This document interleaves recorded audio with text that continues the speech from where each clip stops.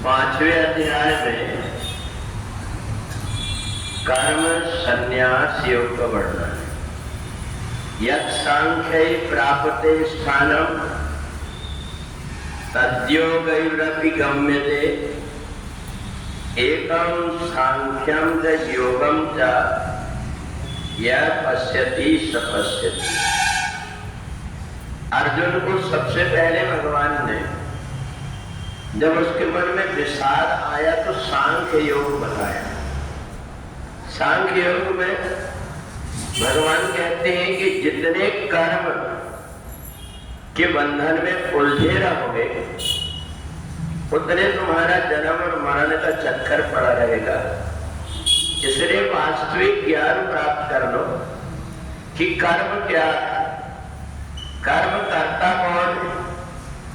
ये अगर तुमको ज्ञान हो जाए तो कर्म की उलझन समाप्त हो जाती है। पहले भगवान ने ये बताया कि यज्ञ के अतिरिक्त जितने कर्म हैं वो सब बंधन करने वाले हैं।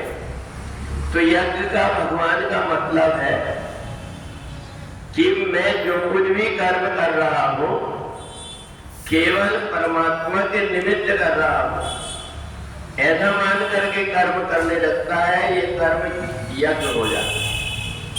और इसलिए चाहे वो सांख्य योगी हो, धीरे धीरे करके अपनी इंद्रियों को वश में करके एकांत स्थान में बैठ करके मन की चंचलता को प्राणायाम के द्वारा समाप्त करके और आत्मा का दर्शन कर लेता है, वो सांख्य योगी कहलाता है।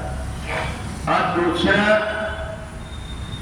वो होता है जो घर परिवार के कार्य को करता हुआ और उसको इस बात का पता रहता है कि ये जो कुछ भी कर्म मैं कर रहा हूं एक दिन ये संसार छोड़ करके मेरे को जाना पड़ेगा। इसलिए कर्म जो कुछ भी मेरे द्वारा हो तो मरने के बाद में भी व्यक्ति सोचे कि ये व्यक्ति ने इस प्रकार के कर्म किया, तो ऐसा सोच करके कर्म करते रहता है।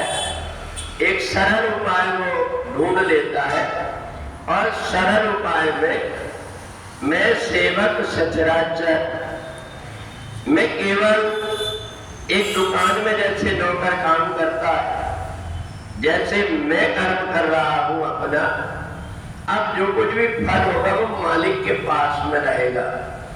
ऐसा मान करके जो व्यक्ति कर्म करता है वो कर्म के बंधन से छूट जाता है। और भगवान ने कहा बड़े बड़े संत महात्मा हिमालय में जाकर के ध्यान करके अपने मन को एकाग्र करते और जो गति वो प्राप्त करते वही गति घर में रह करके प्रत्येक व्यक्ति प्राप्त कर सकता है। केवल बस इतना ही सोचना है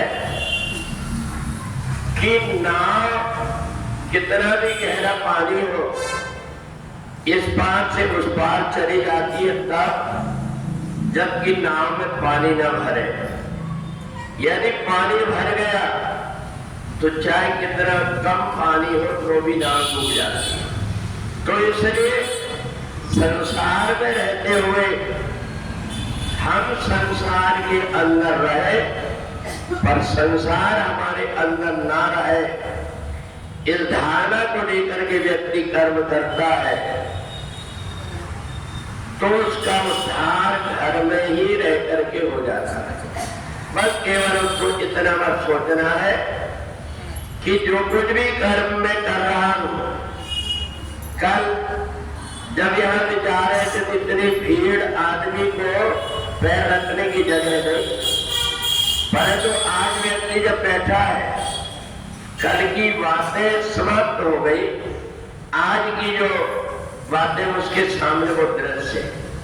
तो इसलिए कर्म भी ऐसे ही होना चाहिए कि जो भी कर्म हो गए उन कर्मों को कृष्ण अर्पण वस्तु करके उनसे आगे लेकर जाना चाहिए और ये सोच करके कर्म करना चाहिए कि मेरे द्वारा जो कुछ भी कर्म होंगे ये परमात्मा को अर्पण करना है। अगर मैं परमात्मा को अर्पण करने जाता हूँ, हाथ पैर धो करके जाता हूँ, ध्यान रखता हूँ कि मैं जो कुछ भी चढ़ा रहा हूँ वो पवित्र है, ऐसा मान करके करता है। ऐसा ही कर्म करते समय भी अगर व्यक्ति सावधानी रख लेता है तो उसके प्रत्येक कार्य पूजा बन जाते हैं। और महाराष्ट्र में संतों ने यही किया, घर परिवार में रहे, मुक्ताबाई, जीजाबाई, तुकाराम, संत नामदेव, ये सब घर में रह करके उनकी हृदय में, उनकी निगाहों में हमेशा भगवान विठ्ठल विराजमान रहते थे। वो कहीं हिमालय में तपस्या करने नहीं गए, बल्कि हमारे जैसे बैठ करके घर परिवार में परमात्मा से जुड़े रहे। मन रखो जहाँ काम धंधा, शरीर रखो जहाँ काम धंधा, और मन रखो जहाँ गोपी चंदा।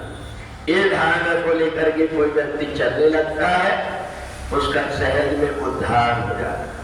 बोले वृंदावन बिहारी लाल